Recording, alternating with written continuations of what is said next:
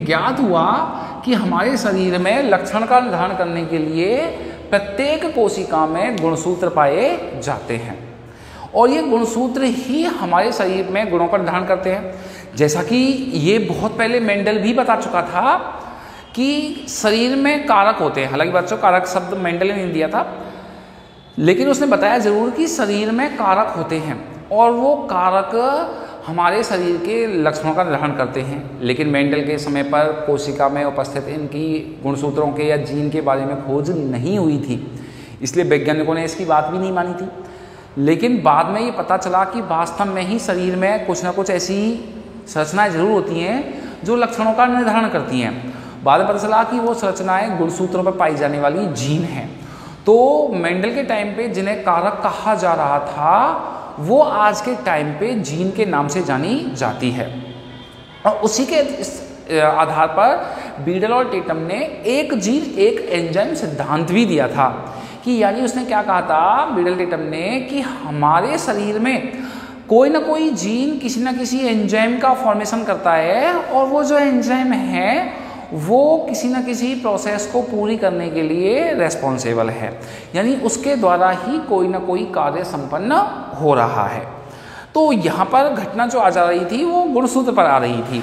तो मैंने अपने पिछले लेक्चर में आपको यही बताया था कि जो गुणसूत्र होते हैं वो हमारे शरीर में पाए जाते हैं कोशिका में। तो जैसा कि मैं आपको बताया था कि ये धागे नुमा संरचनाएं हैं और ये क्रोमेटिन फॉर्म में केंद्रक में पाई जाती हैं। ठीक है बच्चों, तो जैसा कि आपको बताया था कि शरीर में लक्षणों का निर्धारण इसी से होता है, चाहे वो लक्षण हमारे अच्छे हों चाहे बेकार। बेकार का मतलब होता है मेरा यहाँ पर बीमारी से। हमारे शरीर में बच्चों आनुवांशिक लक्षण होते हैं। आनुवांशिक लक्षण यानी जो हमें हमारे माता पिता से प्राप्त हो रहे हैं। इसी तरह से कुछ ऐसी रोग या विकार बोलूँ भी हैं जो हमको हमारे माता पिता से जन्मजात मिलते हैं। तो ऐसे विकार कहलाएंगे आनुवांशिक विकार। किसे कहेंगे आनुवांशिक विकार? वे बीमारी या विकार या असामान्यताएं बोल सकते हो जो गुणसूत्र द्वारा निर्धारित होती हैं तथा ये माता पिता से जन्म के साथ ही उपस्थित होती हैं। बच्चों एक बात और भी है कि कई ऐसे विकार भी हैं जो गुणसूत्र या डीएनए संबंधित होते हैं परंतु वो जन्म के बाद भी आते हैं, वो किसी उत्परिवर्तन की वजह से होता है। लेकिन जो हमें जन्म से मिल रहा है वो ही आनुवांशिक विकार की श्रेणी में आएगा और ये जो गुण हमारे शरीर में हुआ वो गुणसूत्र की असामान्यता की वजह से हुआ। ये रोग हुआ किस वजह से? गुणसूत्र की असामान्यता की वजह से। कि गुणसूत्र जब असामान्य हो जाए, मतलब असामान्य मतलब उसमें कुछ ना कुछ परिवर्तन आ रहा है, तो उस असामान्यता की वजह से ये रोग हमारे शरीर में हो जाते हैं। तो गुणसूत्र संबंधी जो असामान्यताएं हैं मैं सबसे पहले आपको वो बता रहा हूँ, उसके बाद मैं आपको असामान्यता से संबंधित रोगों के बारे में भी बताऊँगा। तो सबसे पहले गुणसूत्र की असामान्यता मतलब गुणसूत्र में क्या बदलाव आ रहा है। जैसे कि मैं आपको बता चुका हूँ कि मानव में 46 गुणसूत्र पाए जाते हैं, यानी 23 जोड़े। इसकी असामान्यता का एक छोटा सा टॉपिक है जिसको मैं बता रहा हूँ। हालांकि पहले रोग हैं लेकिन वो रोग किस वजह से हुए पहले आप वो जान लें। तो मैं आपको जैसे कि बता रहा था कि जो गुणसूत्र होता है उस गुणसूत्र की जो भी है संरचना या संख्या इसमें परिवर्तन होगा। अब ये जो परिवर्तन है मैं आपको बता दूं दो प्रकार से होते हैं। यानी ना गुणसूत्र की संरचना में संख्या में परिवर्तन गुणसूत्रीय विपतन कहलाता है। इसे कहेंगे हम क्या? गुणसूत्रीय विपथन, जिसमें गुणसूत्रों की संरचना या संख्या में बदलाव आएगा। तो ये कैसे कैसे हो सकता है? या तो हो सकता है बच्चों संरचनात्मक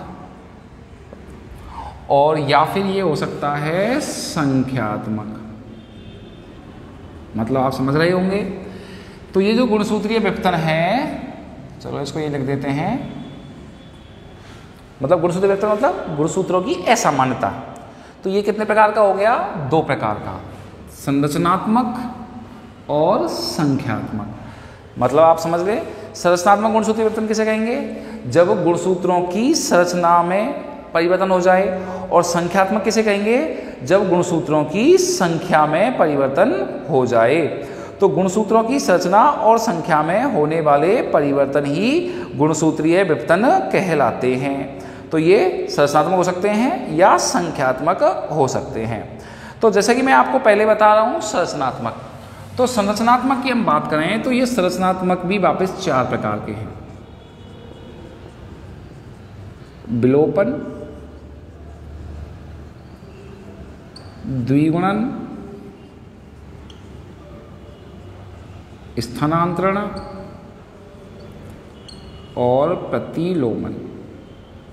ये संरचनात्मक है, यानी यहाँ पर गुणसूत्र की संरचना में बदलाव आएगा। एक एग्जाम्पल आपको दे दूं, सपोज करो ये एक गुणसूत्र है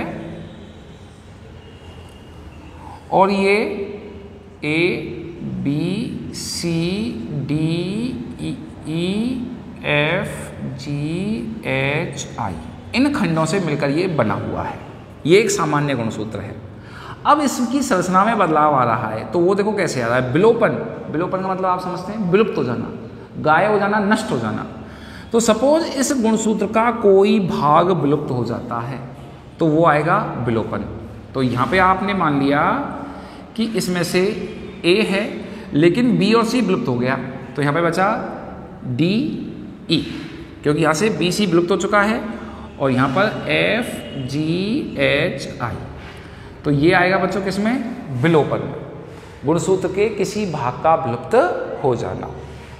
द्विगुणन, सेकंड नंबर का द्विगुणन, द्वि यानी डबल, डबल हो जाना।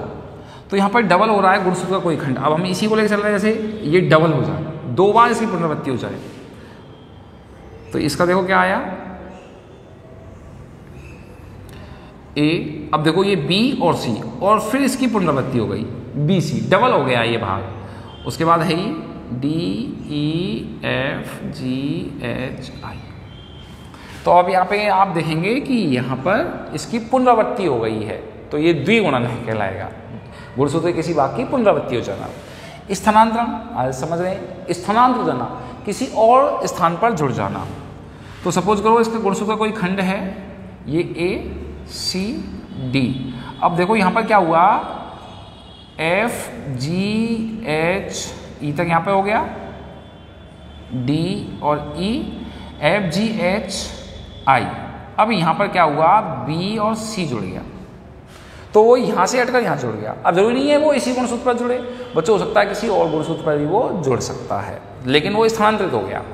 और प्रतिलोमन में क्या होता है बच्चों, यहाँ पर गुणसूत्र का अनुक्रम उत्क्रमित हो जाता है, यानी बदल जाता है। जैसे A, अब देखो ये हो गया C B, देख सकते हो आप, ये उल्टा हो गया, विपरीत क्रम हो गया, और आगे वो है ही D E F G H I।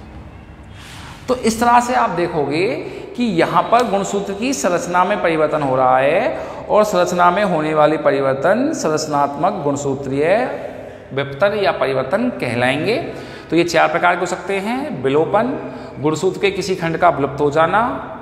द्विगुणन, गुणसूत्र के किसी भाग की पुनरावृत्ति हो जाना। स्थानांतरण, गुणसूत्र के किसी भाग का अन्यत्र जाकर जुड़ जाना। और प्रतिलोमन, गुणसूत्र के किसी खंड का विपरीत क्रम में जुड़ जाना। तो ये 4 प्रकार के होते हैं संरचनात्मक। दूसरे जो बच्चों हमारे हैं वो हैं संख्यात्मक, यानी अब यहाँ पर गुणसूत्र की संख्या में परिवर्तन होगा। बच्चों एक चीज और देखें, संख्या हमारे शरीर में कितनी है, 23 जोड़े, 23 जोड़े, या फिर हम बोल सकते हैं इसे कुल 46।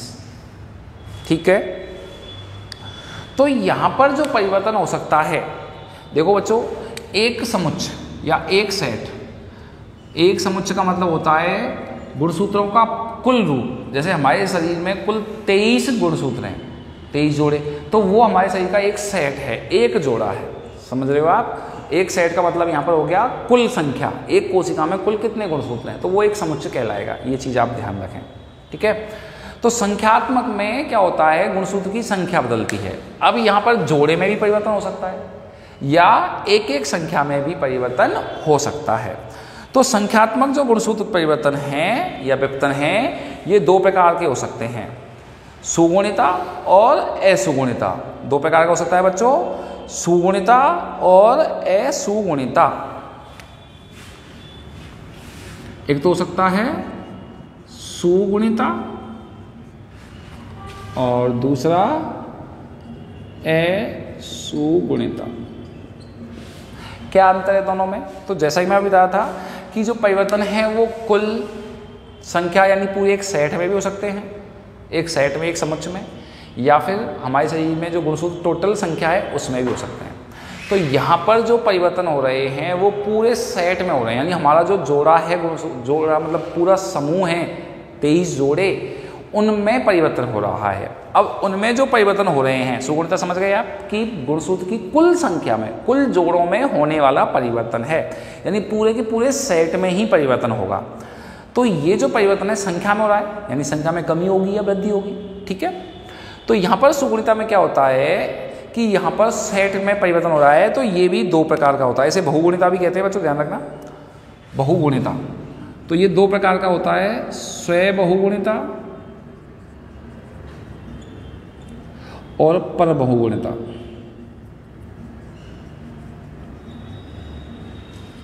स्व, पहला स्व यानी स्वयं से, जब किसी कोशिका में उसी के जैसे गुणसूत्र का एक सेट और बढ़ जाए, जैसे हमें हमारी बात करें, हमारे शरीर में 23 जोड़े गुणसूत्र हैं, लेकिन किसी कोशिका में विभाजन की त्रुटि के, विभाजन, ये ध्यान में, ये गलती, जो विपतन होते हैं वो विभाजन के दौरान ही होते हैं, कोशिका जब विभाजन कर रही होती है। तो हमारे शरीर में विभाजन की वजह से किसी कोशिका में गुणसूत्र जब विभाजन हो रहा था, तो उस दौरान सबके सब गुणसूत्र एक ही कोशिका में चले गए, जबकि होता ही है कि दो अलग अलग कोशिकाओं में बराबर बढ़ते हैं, लेकिन जितने भी गुणसूत्र के जोड़े थे वो सब एक कोशिका में खिसक गए, दूसरी कोशिका में गए ही नहीं। तो यहाँ पर हमारे शरीर को उस कोशिका में गुणसूत्र की संख्या डबल हो जाएगी, लेकिन वो जो संख्या डबल हुई है, वो डबल जो हुई है वो एक जैसे गुणसूत्रों की हुई है, यानी उसी के अनुरूप नए गुणसूत्र जुड़े हुए हैं, तो वो हो गया स्वबहुगुणिता। यानी आप ये मान लें कि दो संख्या हैं, दो जोड़े हैं। अब जैसे ये माने आप, ये एक जोड़ा हो गया, अब जब नई कोशिका बनती है तो ये जोड़े के दोनों एक दूसरे से अलग अलग कोशिका में जाएंगे, ये अलग कोशिका में जाएगा, ये एक अलग कोशिका में जाएगा, लेकिन कोई त्रुटि की वजह से ये दोनों चले गए एक में और इधर वाली कोशिका खाली रह गई। तो यहाँ पर जो एक जोड़ा था, अब कितने जोड़े हो गए? दो जोड़े, डबल हो गई मात्रा। तो पूरे एक सेट में वृद्धि हो गई, लेकिन होने वाली वृद्धि समान प्रकार के गुणसूत्र की हुई है, तो उसे हम कहते हैं स्वबहुगुणिता, ठीक है, समान प्रकार के गुणसूत्रों का बढ़ जाना, ठीक है। तो ये कई बार पादपों में देखने को मिलता है, कोल्चिसिन के छिड़काव द्वारा हम इसको प्रेरित भी कर सकते हैं। एक बहुगुणित फसल तैयार करने के लिए ऐसा कराया भी जाता है, ठीक। और दूसरा होता है परबहुगुणिता, जब गुणसूत्रों की संख्या तो बढ़े, लेकिन जो संख्या बढ़ रही है वो उसी प्रकार के गुणसूत्रों की ना बढ़कर किसी दूसरे प्रकार के गुणसूत्रों की बढ़ रही है, यानी हमारी कोशिका में किसी और जीव के गुणसूत्रों का सेट हो, तो ऐसी स्थिति में हम उसे कहेंगे परबहुगुणिता।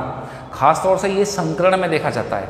संकरण में क्या होता है, दो अलग अलग पादपों के गुणसूत्रों को एक ही कोशिका में समाहित कर देते हैं, तो यहाँ पर उस कोशिका में दो अलग अलग प्रकार के गुणसूत्रों का समुच्चय हो जाता है। तो ये जो स्थिति होती है वो होती है परबहुगुणिता। जैसे संकरण में, जैसे मैं बताया था कि जो प्रयोग होते हैं, उन प्रयोगों में एक अच्छी संकर फसल तैयार करने के लिए ऐसा किया जाता है। जैसे मानव ने ट्रिटिकेल नामक फसल बनाई है, ट्रिटिकेल,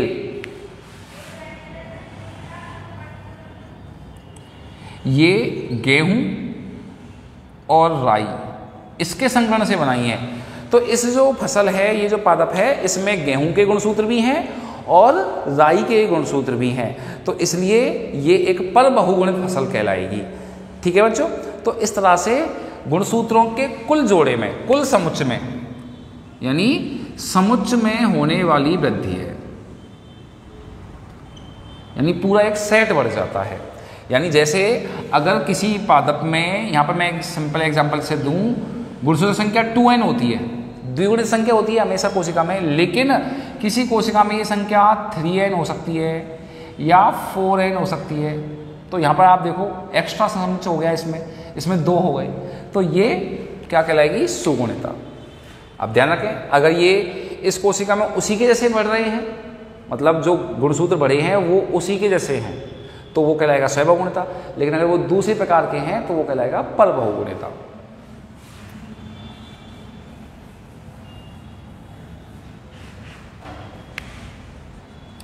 दूसरा आता है बच्चों असुगुणिता। यहां पर हमारी सेट वृद्धि नहीं होगी, 1, 2 या 3 गुणसूत्रों में वृद्धि होगी, मतलब कुल संख्या में वृद्धि होगी। ये वृद्धि किसी एक जोड़े में हो सकती है, जैसे हमारे शरीर में कितने जोड़े हैं? 23। किसी भी जोड़े में हो सकती है, पूरे जोड़ों में नहीं। पूरे जोड़ों में होता तो क्या हो जाता? सुगुणिता। किसी पहले जोड़े में, दूसरे जोड़े में, तीसरे में, 22वें में, 23वें में, किसी भी जोड़े में वृद्धि हो सकती है या कमी भी हो सकती है। ध्यान रखें, गुणसूत्रों की कुल संख्या में। तो यहाँ पर जो बदलाव आ रहा है वो गुणसूत्रों की कुल संख्या में बदलाव आएगा, यानी 46 में बदलाव आएगा। तो ये बढ़ भी सकता है और बच्चों घट भी सकता है। ठीक है, आप ये याद रखें कि यहाँ पर गुणसूत्र संख्या बढ़ भी सकती है और घट भी सकती है। तो यदि ये बढ़ती है तो उसे हम कहेंगे अधोगुणिता, और यदि अधिगुणिता, और यदि कम होती है तो इसे हम कहेंगे अधोगुणिता। तो ये 2 प्रकार की हो गई, गुणसूत्रों की संख्या में वृद्धि और कमी, अधोगुणिता और अधिगुणिता।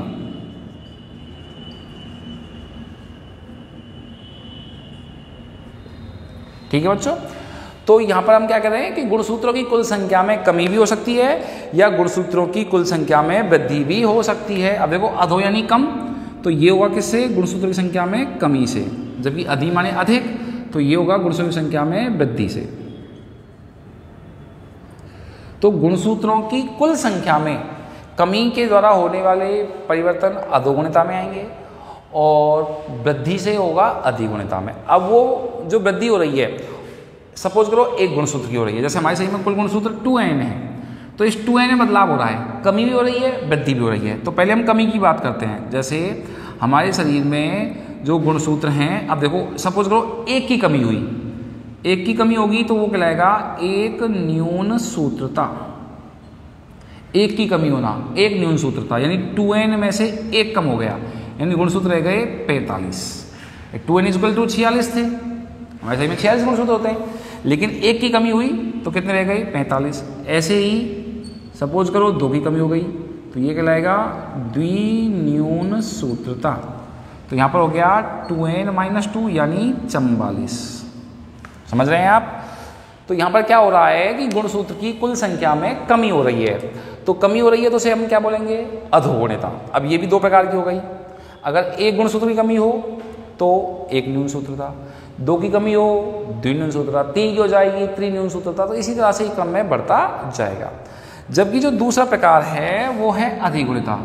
अधि यानी गुणसूत्र की संख्या बढ़ना। बढ़ने से क्या तात्पर्य है? यानी कुल संख्या में 1 या 2 की बढ़ोतरी हो जाए। तो ये भी बच्चों उसी प्रकार का हो गया। जैसे एक अधिसूत्रता, यानी एक गुणसूत्र अधिक हो जाए। जैसे हमारे कुल हैं 2n + 1 हो गया, तो यहां पर हो गए बच्चों अब 47। 46 तो पहले से ही थे, लेकिन एक गुणसूत्र की वृद्धि हो गई तो ये हो गए 47। तो ये हो गया एक अधिसूत्रता। ऐसे ही 2 की वृद्धि हो जाए तो वो कहलाएगा द्वि अधिसूत्रता। तो यहाँ पे वृद्धि होगी 2 की, तो यहाँ पे हो गया 2n + 2 यानी यहाँ पे हो गए 48। तो इस प्रकार से आप देखेंगे कि गुणसूत्र में वृद्धि होने से एक अधिसूत्रता यानी 1 की वृद्धि हो सकती है, द्वि अधिसूत्रता यानी 2 की वृद्धि भी हो सकती है। तो बच्चों इस तरह से हम देख सकते हैं हमारे शरीर में गुणसूत्रों की संख्या में परिवर्तन हो जाता है। मैंने आपको पहले बताया था ये परिवर्तन हमेशा कोशिका विभाजन के दौरान ही होता है।